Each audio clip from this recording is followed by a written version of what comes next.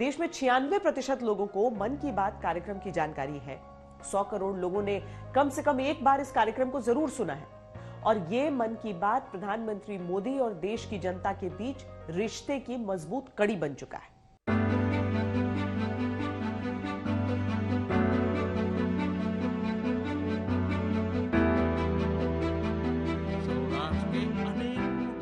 ये महज संयोग नहीं है कि प्रधानमंत्री नरेंद्र मोदी ने मन की बात करने के लिए रेडियो को चुना।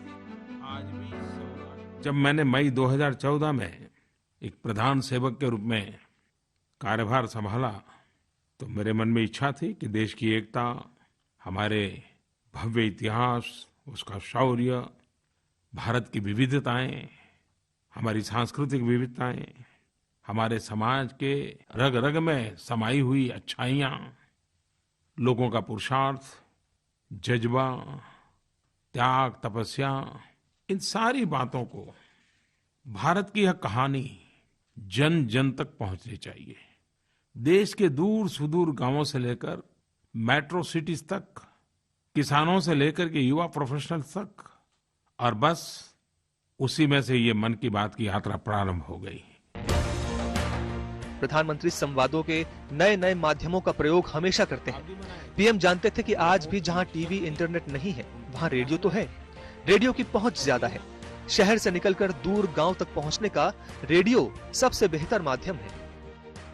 रेडियो जन जन से जुड़ा हुआ है और रेडियो की बहुत बड़ी ताकत है। कम्युनिकेशन की रीच और उसकी गहराई शायद रेडियो की बराबरी कोई नहीं कर सकता। ये मेरा उस समय से मेरे मन में भरा पड़ा है और उसकी ताकत का मैं अंदाज करता था। तो जब मैं प्रधानमंत्री बना तो सबसे ताकतवर माध्यम की तरफ मेरा ध्यान जाना बहुत स्वाभाविक था। पीएम नरेंद्र मोदी इस बात को अच्छी तरह से जानते थे कि 2014 के दौर में सरकारी आकाशवाणी लगभग हाशिए पर था, लेकिन आकाशवाणी की गांव-गांव पहुंच का अंदाजा उनको था।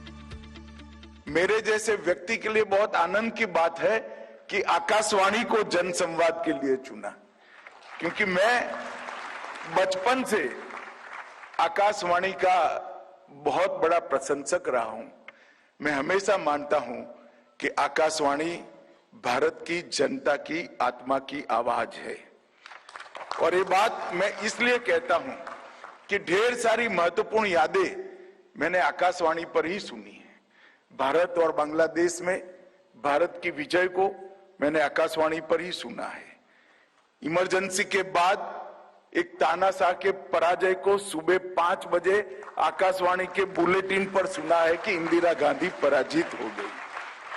ढेर सारे समाचार जो ग्रामीण अंचल से आते हैं उनको मालूम होगा कि आप तक वहीं पहुंचे हैं, आकाशवाणी के माध्यम से ही पहुंचे हैं।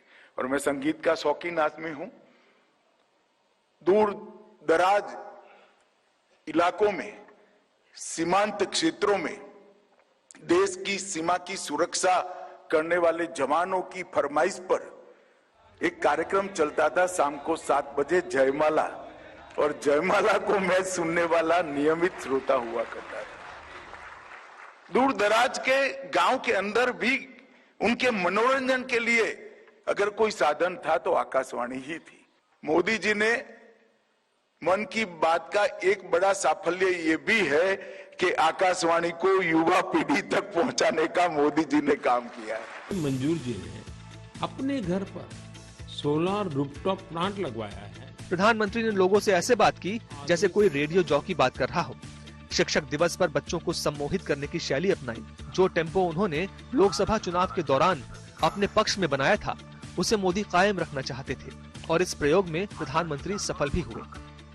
इसमें जो हमारे कई धर्म प्रेमी सनातन धर्म वाले लोग हैं वो तो सब एकत्रित हैं, पर इससे और भी लोग संप्रदाय के लोग हैं वो भी इससे प्रेरणा ले रहे हैं और इसमें कदम से कदम मिलाकर आगे बढ़ रहे हैं। मुझे इस आयोजन को लेकर मन की बात पर किए गए सर्वे बता रहे हैं कि इस सच पर नतीजों का ठप्पा लग चुका है कि मन की बात का असर बड़े पैमाने पर हुआ है। आप सब अपना ख्याल रखिए, स्वस्थ रहिए। मन की बात की अगली मुलाकात तक के लिए मुझे आज्ञा दीजिए। नमस्कार, धन्यवाद।